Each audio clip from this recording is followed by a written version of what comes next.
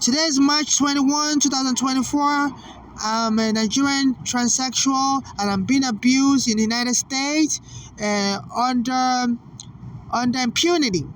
And and people like me are treated like outsiders. Our rights don't matter, and we can be abused, and nobody will help us. So my friend Eric Garner has been killed in the process. I'm going to expose this some more. So in 2010, my mother was living in a basement apartment on Staten Island, and the buildings department guy came and told me my mother we have to get out immediately. And I was trying to convince the buildings department guy that he has to give us notice, because on the United States law, you have to give people 30 days notice. Even the United States Supreme Court says they have to give someone 30 days notice to a victim.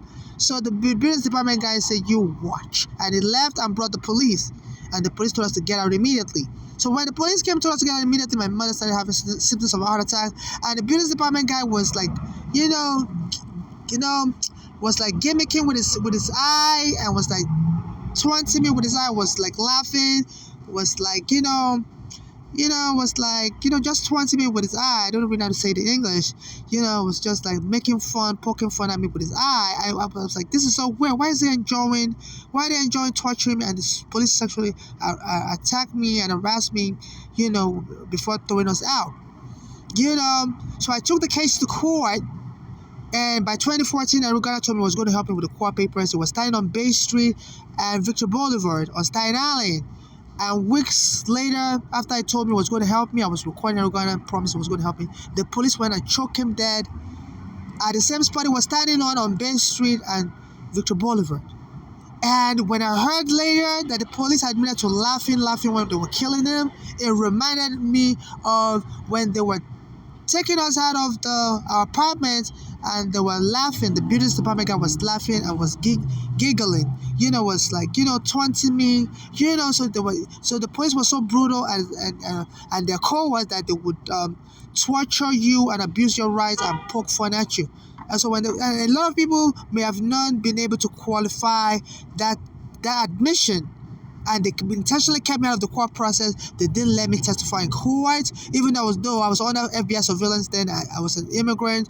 That was immigration prison, and if you ever been in immigration prison, they will keep you on surveillance forever. So I was under, so the police, the FBI had access to my recording, in which I recorded Eric Garner when he was promising to help me with my court papers. So and I heard as they were killing Eric Garner was protesting.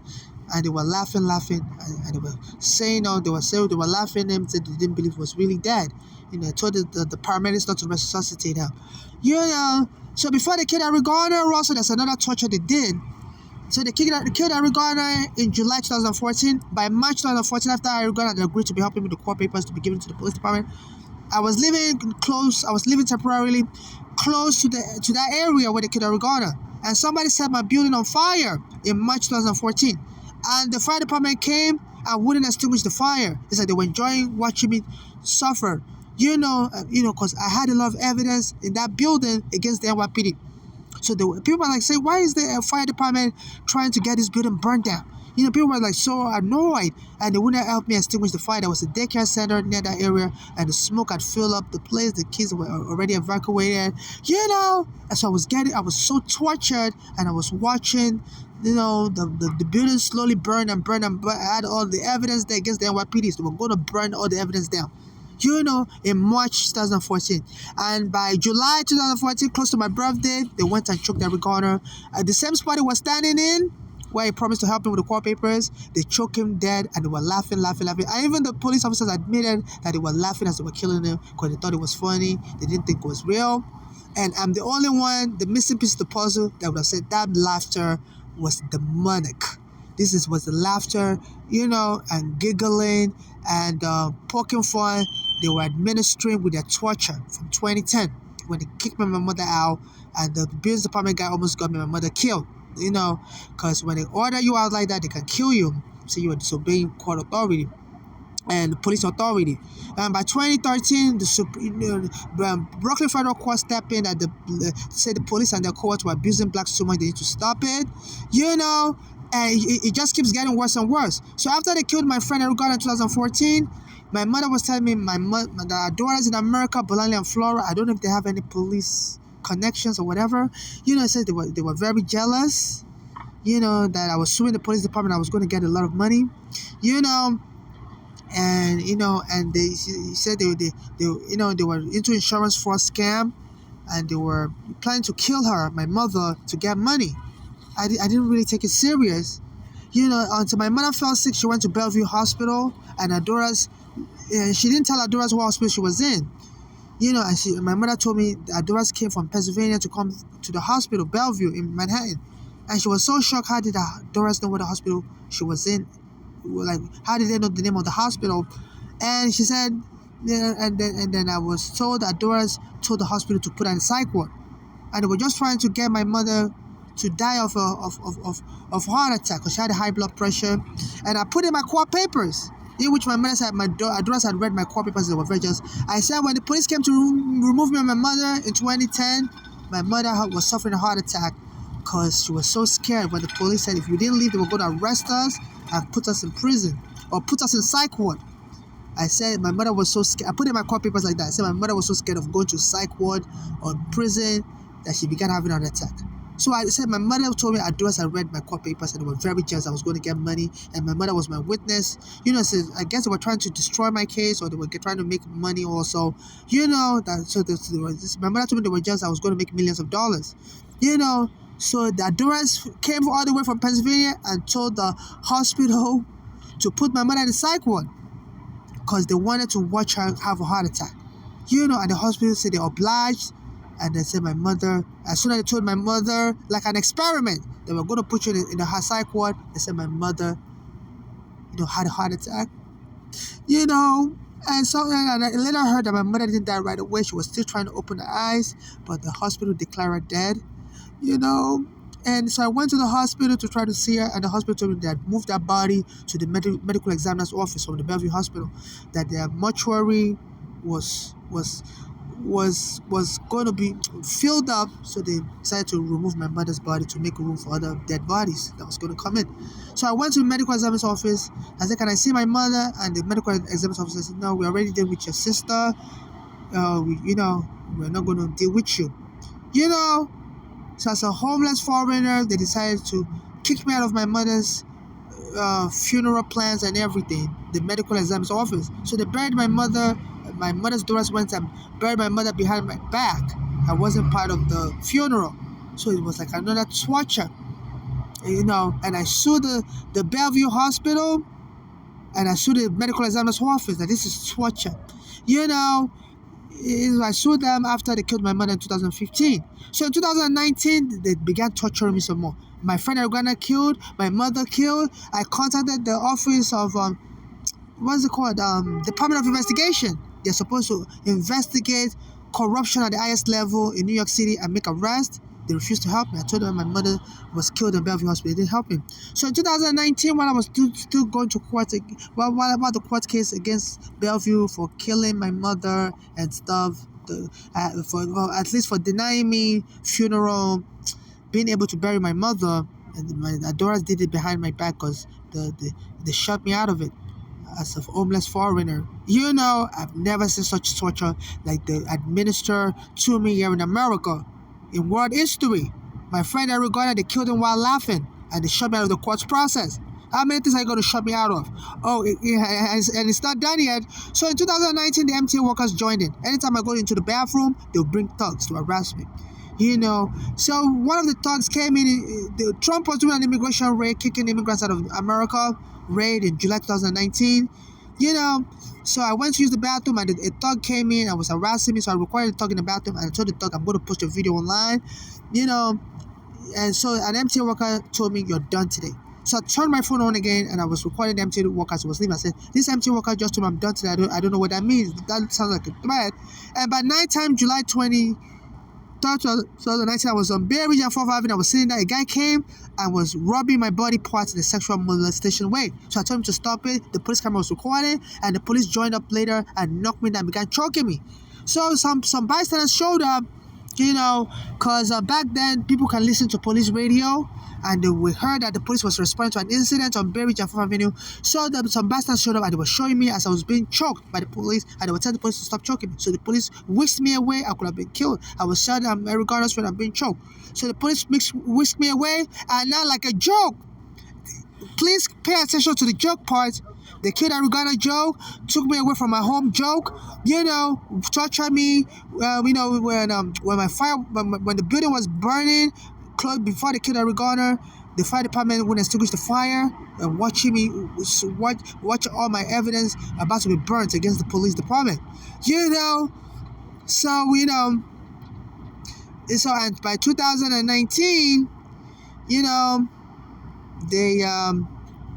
I was using the bathroom in Brooklyn, Prospect Park, cute train station, and they would bring a thug there. The MTA guys decided to join, and it's like they were acting on behalf of the police department. Because one of the MTA workers even told me that the police department, told them to be harassing homeless like me, So they were harassing me in the bathroom, and they would bring a thug to harass me. So I recorded the thug. I said I was going to post the video online in 2019. So the MTA worker said, "You're done today." I didn't even know the MTA had a program that they had selected me as one of the homeless they were going to kick out of the subway forever and put in psych ward forever. Just to laugh at me, even though they knew I wasn't crazy, to continue the laughter. When they killed Eric Garner, laughter. When they were removing me from my home in 2010, laughter. So they were just using laughter to kill blacks. And nobody would understand the laughter component. They would just say, okay, laughter, what does that mean? I was the only one, and they were shutting me out of every proceedings. I'm the only one that can say that laughter is not any other laughter. That laughter is satanic. It's malicious. And, and they also had me on FBI surveillance because I had I was put in immigration prison in 2000. So since then, the FBI has been, and I was released from immigration prison, but the FBI would always surveil you since 9/11, even after you get out of immigration prison, forever and ever. Snowden, a former CIA agent that fled to Russia, was saying once they have you in FBI surveillance, they will keep you there forever. So all these things, the FBI surveillance will pick it up. My mother telling me our daughters were about to kill her because they were jealous that I was going to get money, for the police kicking me out and harassing me from my basement apartment. And like a year after Eric Garner was killed, my mother's daughters killed her.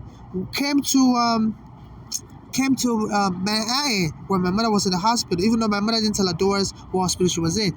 Then they were able to find the hospital from Pennsylvania, came there and told the hospital to put her in psych ward. And my mother told me they were reading my court papers. So I put in my court papers that my mother started having a heart attack symptoms when the police threatened us that if we don't leave, they will either go to arrest us or put us in psych ward. And I said my mother didn't like to be put in psych ward.